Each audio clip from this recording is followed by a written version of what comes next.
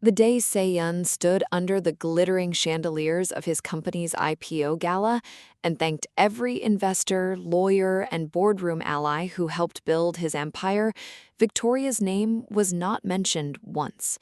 Not a single syllable, and she was sitting right there in the front row, a silent witness in a sea of applause.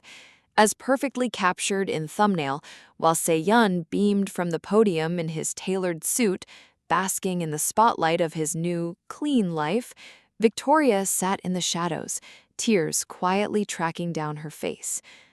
The night Seo-yeon survived his first real territorial war in the Korean underworld, he had exactly one stolen switchblade and a damp, windowless basement hideout that only felt safe when the heavy iron deadbolts were thrown. Nobody handed him survival on a silver platter.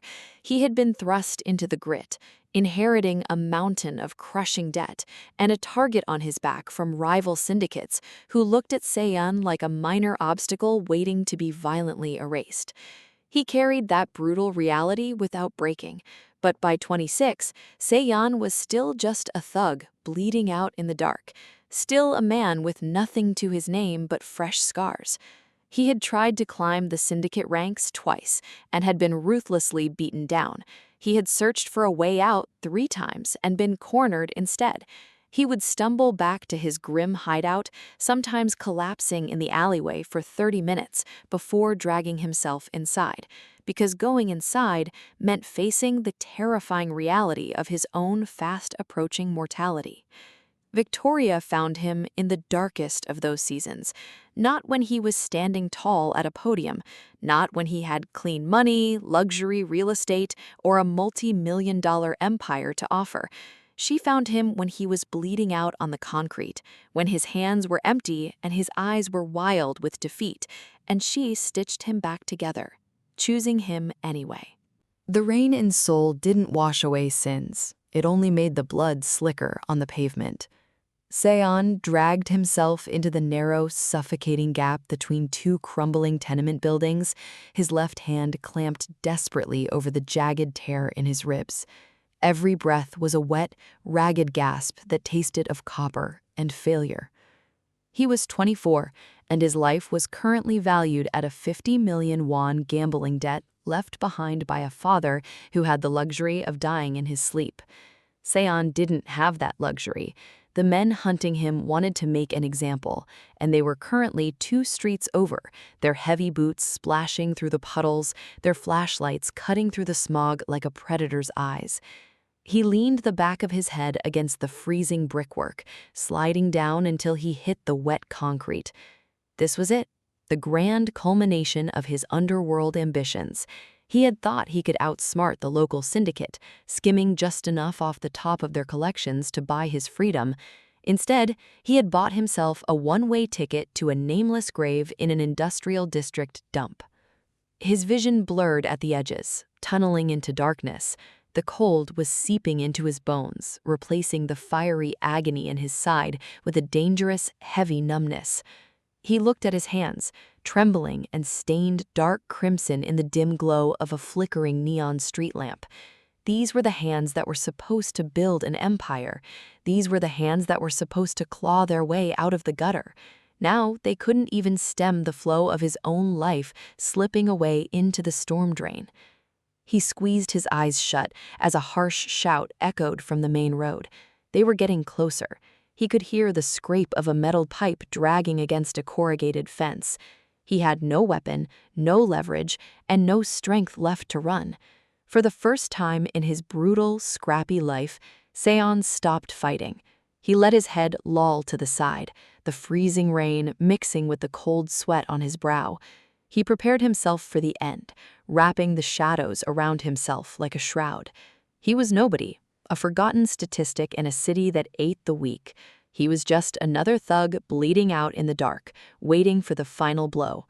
Then the soft, deliberate scuff of a rubber-soled boot sounded at the mouth of the alleyway. The shadow at the mouth of the alley didn't belong to a heavy-set syndicate enforcer. It was a slender silhouette, sharply defined against the dim glow of the street lamp. She stepped into the gloom with deliberate, silent steps, a heavy canvas duffel bag slung over one shoulder. Seo-yeon braced for a weapon, but the woman simply crouched in the muck beside him. Her hands moved with terrifying, clinical efficiency. "Keep quiet," she murmured, her voice a calm anchor against the roar of the freezing rain, "unless you want them to finish the job." Before he could process her presence, she ripped his ruined shirt open, ignoring his weak, ragged gasp. The brutal sting of raw antiseptic flooded his senses, immediately followed by the blinding agony of a curved suturing needle piercing his skin. She was sewing him back together right there on the filthy concrete, completely unfazed by the blood coating her fingers. "They are sweeping the main arteries," she stated, her tone entirely conversational as she pulled the thick nylon thread taut. Seo-yeon choked on a scream. "You left a handprint on the rusted grate near the junction. They think you went south toward the docks." He gritted his teeth, his vision clearing just enough to focus on her face, sharp, fiercely intelligent, and utterly devoid of pity. "Who?" he rasped, coughing up rainwater. "Someone who realizes a desperate man is a useful man," Victoria replied. She cut the thread with a swift snap of scissors and slapped a thick, pressure-sealed gauze pad over the crude sutures. Without giving him a moment to breathe, she grabbed the lapels of his jacket, hauling him upward against the brick wall with shocking strength. "Listen to me very carefully," she commanded, her dark eyes locking onto his fading gaze, anchoring him to the waking world. "In exactly 3 minutes, a patrol car is going to speed past the eastern intersection. I called it in. The sirens will draw their attention. When it happens, you don't run south and you don't fight. You take the utility access hatch behind the old bakery 2 doors down. It drops directly into the abandoned subway tunnels. I've already mapped the blind spots." She wasn't just patching a wound, she was rewiring his reality. She handed him survival, not on a silver platter, but wrapped in bloody gauze and calculated strategy. Victoria hoisted him to his feet, slipping her shoulder firmly under his arm to bear his dead weight, just as the distant, piercing wail of a police siren began to slice through the storm. She didn't just pull him from the brink of the abyss, she gave him the exact blueprint to walk back out of it. The transition from a bleeding street rat to a syndicate heavyweight wasn't a sudden explosion of power. It was a slow, agonizing grind measured in broken knuckles and burner phones. For 3 brutal years, the underworld of Seoul became their chessboard. Seo-yeon was the blunt instrument, a force of relentless ambition, carving out territory block by block, warehouse by warehouse. He was the face the rivals learned to fear, the man who walked into hostile negotiations with a cold stare and left with the lion's share of the profit. But every king needs a fortress, and Victoria was his architect. While Seo-yeon bled in neon-lit parking garages and negotiated with monsters in smoke-filled back rooms, Victoria operated in the absolute shadows. She was the ghost in the machine.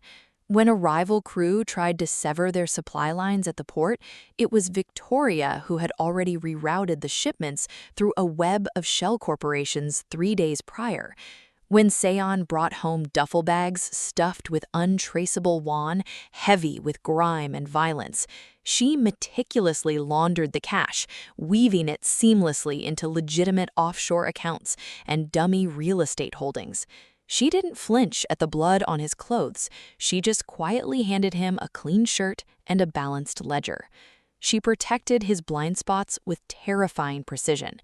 Before he ever stepped foot into a sit-down, she had the opposing bosses fully profiled, their outstanding debts, their hidden mistresses, their quietest weaknesses. She turned Seo-yeon into an omniscient predator. They moved like a perfectly synchronized weapon. He was the devastating strike, and she was the flawless defense.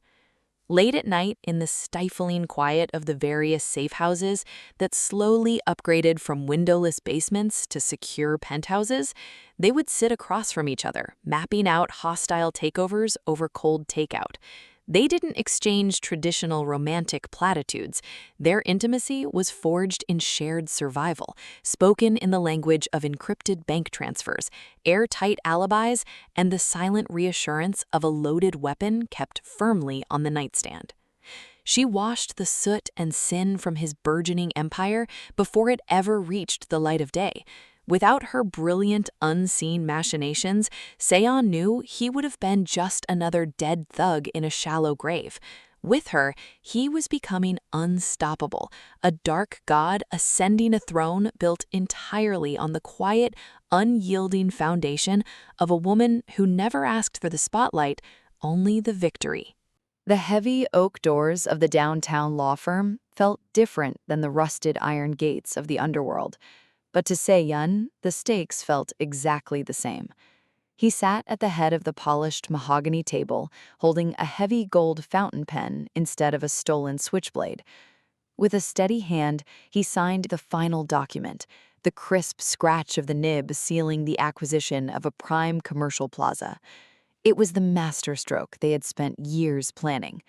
Millions of won, born from blood, extortion, and the violent shadows of Seoul, were instantly washed clean, baptized by a labyrinth of corporate holding companies and ironclad legal signatures. He handed the pen back to the sweating attorney, his face a mask of serene, untouchable power. He didn't stay for the forced handshakes or the vintage champagne the board members eagerly offered. He walked out of the glass-walled high-rise, stepped into the back of an armored waiting sedan, and gave the driver a single address.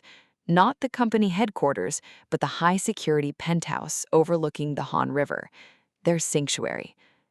Victoria was waiting for him out on the terrace, bathed in the amber glow of the sprawling city skyline. She wasn't wearing the tactical clothing or the dark, blood-stain concealing fabrics of their grueling past. She wore a simple, elegant silk dress, holding two heavy crystal tumblers of scotch. She read the absolute victory in his posture before he even spoke a word. The violent tension that had coiled around his spine for 5 relentless years finally snapped, leaving him light, breathless, and profoundly relieved.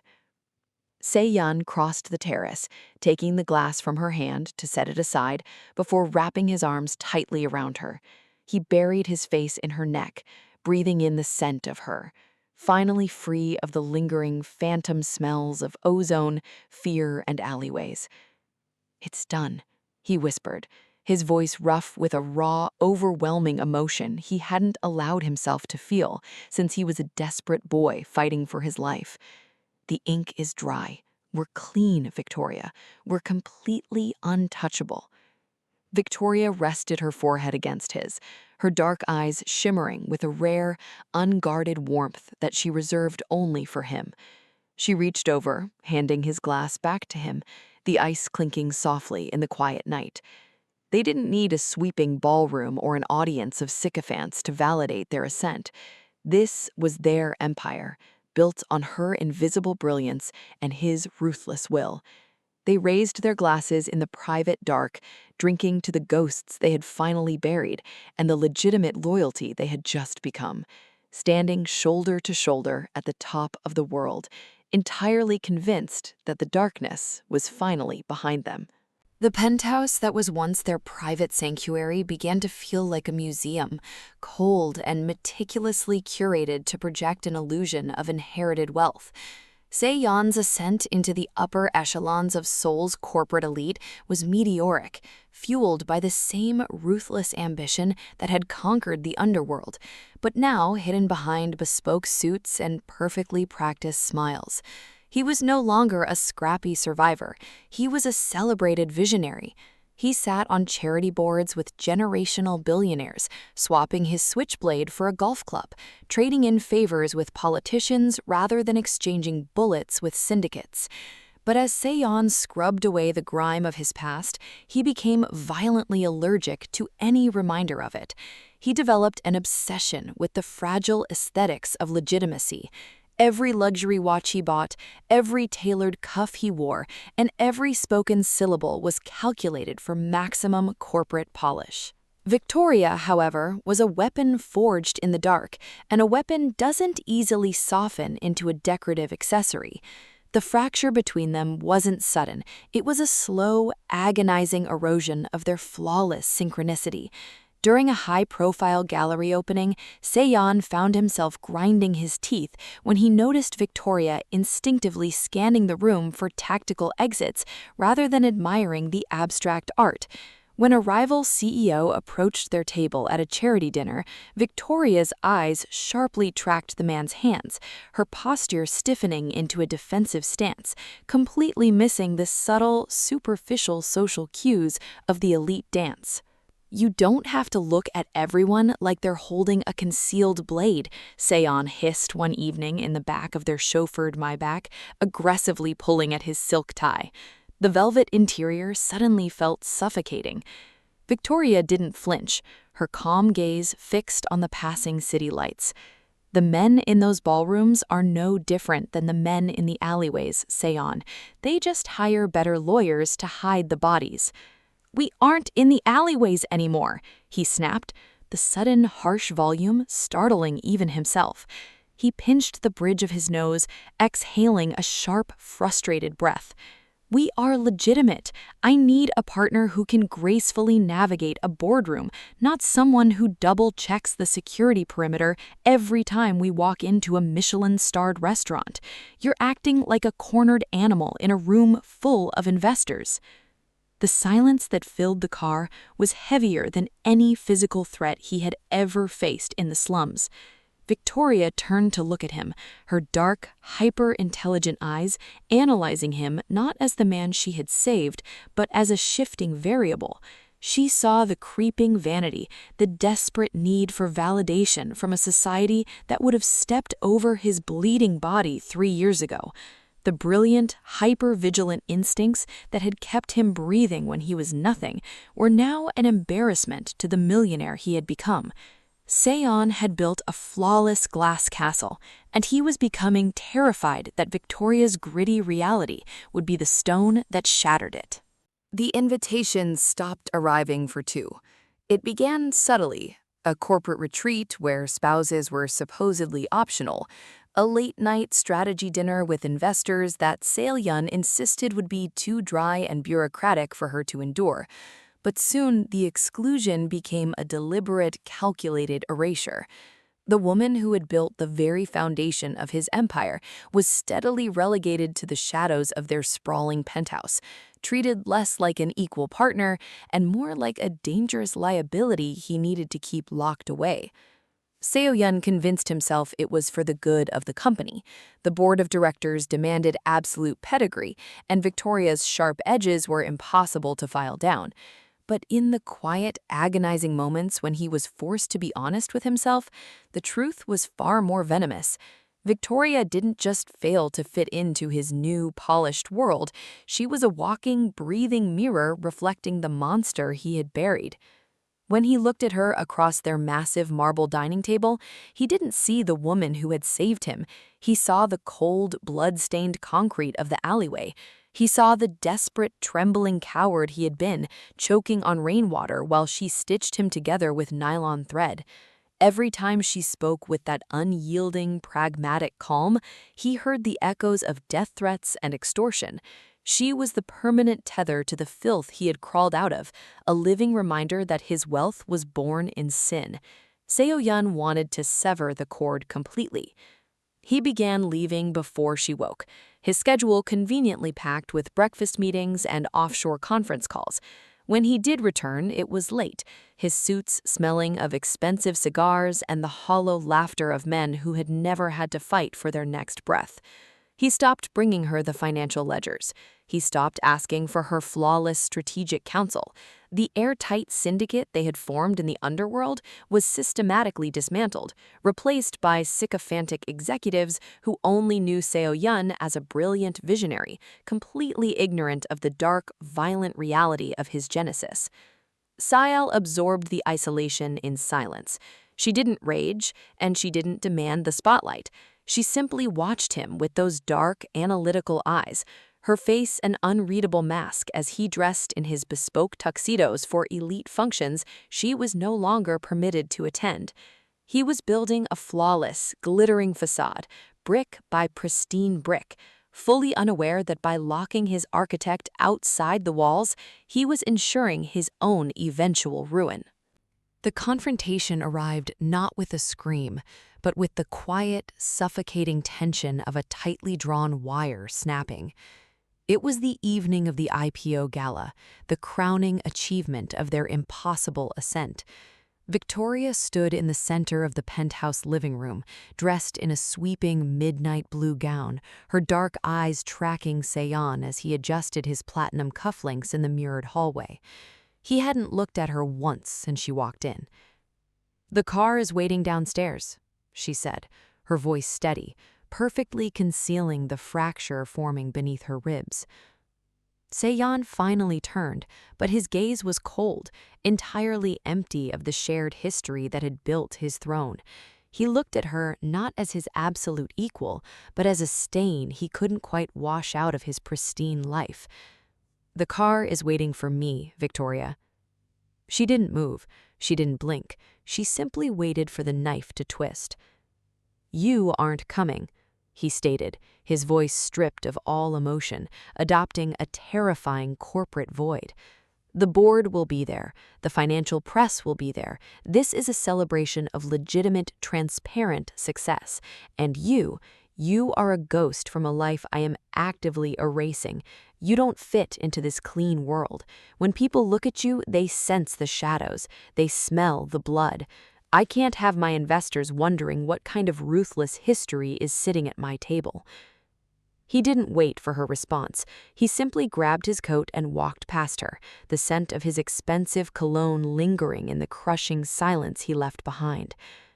But Victoria was a strategist who never surrendered her ground. She had dragged him from the jaws of death. She would not be quietly dismissed by his newly minted hubris. When Seo-yeon stepped onto the brilliantly lit stage of the grand ballroom hours later, basking in the thunderous applause of the city's elite, he didn't realize she was there until he reached the podium. She sat in the front row, perfectly composed yet wrapped in the peripheral shadows of the spotlights, tears silently tracking down her face as the magnitude of his betrayal settled in. Seo-yeon gripped the edges of the mahogany podium, his breath hitching for a fraction of a second as he met her dark, unflinching gaze. But the intoxicating roar of the crowd washed over him, drowning out the last remnants of his loyalty. He leaned into the microphone, flashing his practiced $1,000,000 smile, and began his victory speech. He thanked his investors, he thanked his relentless corporate strategists, he thanked his legal team, praising their brilliant maneuvers. He constructed a flawless, heroic narrative of a self-made visionary who had conquered the city through sheer, solitary willpower. He spoke for 20 minutes. He looked directly into the eyes of the woman who had bled for him, starved for him, and handed him his empire on a silver platter. And he didn't mention her name once. Seo-yeon built his empire on a foundation of absolute control, completely forgetting that he was not the actual architect of its defenses. He spent the weeks following the IPO gala consumed by his own reflection, expanding his legitimate front while deliberately ignoring the dark cracks forming in his foundation. His newly minted hubris made him deaf to the quiet shifting of power and utterly blind to the wolves gathering at the edge of his pristine, glass-walled world. The collapse did not announce itself with a declaration of war. It arrived in absolute, terrifying silence. It began on a crisp Tuesday morning.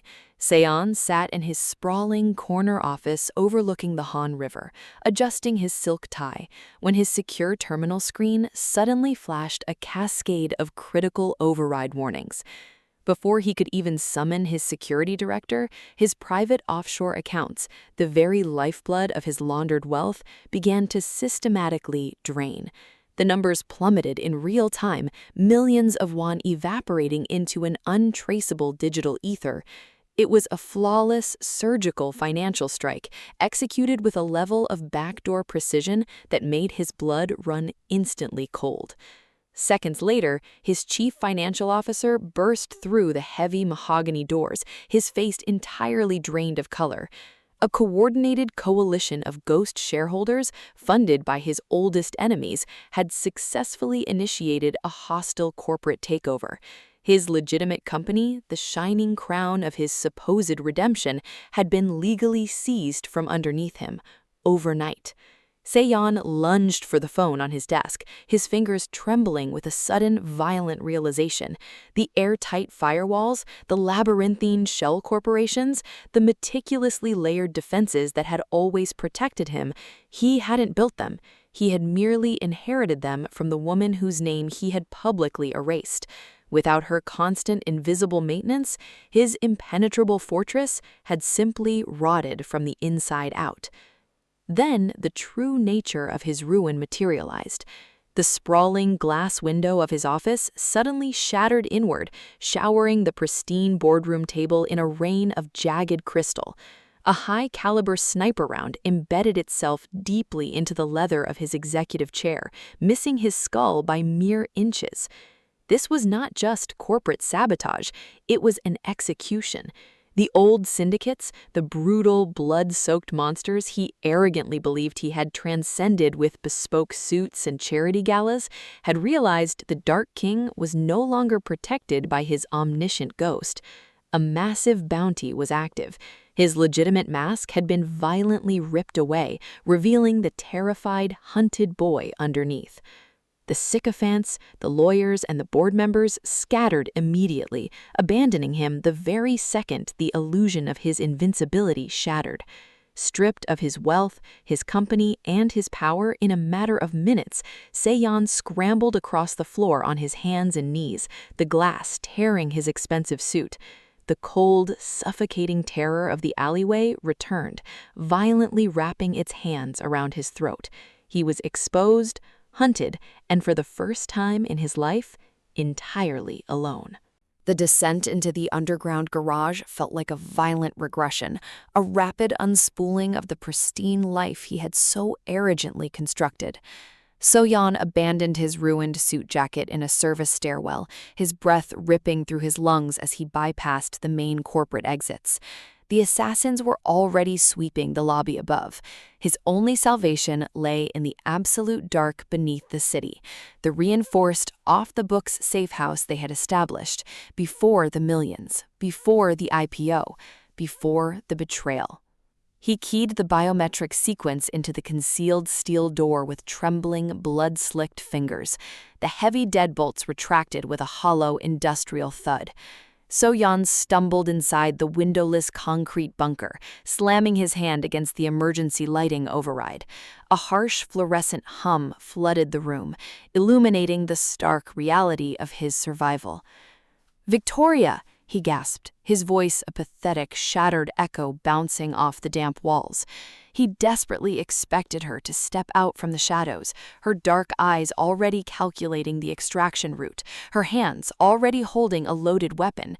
He was ready to beg, ready to fall to his knees and trade every last scrap of his agonizing pride for just 1 ounce of her brilliant, unyielding protection. The only answer was a profound, suffocating silence. Panic, cold and sharp as a switchblade, pierced his chest. Seo-yeon lunged across the room toward the reinforced equipment lockers.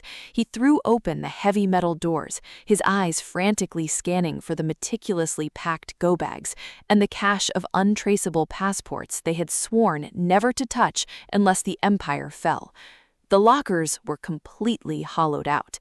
He stumbled back, his legs hitting a heavy metal crate as he spun toward the tactical armory.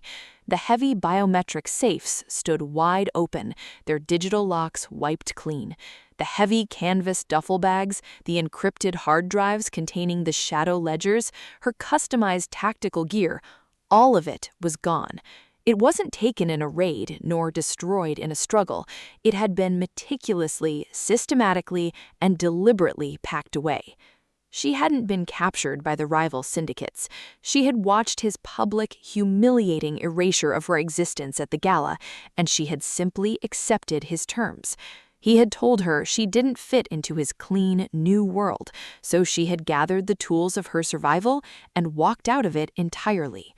Seo-yeon collapsed onto the freezing concrete floor, the sudden, crushing weight of his absolute isolation driving the air from his lungs.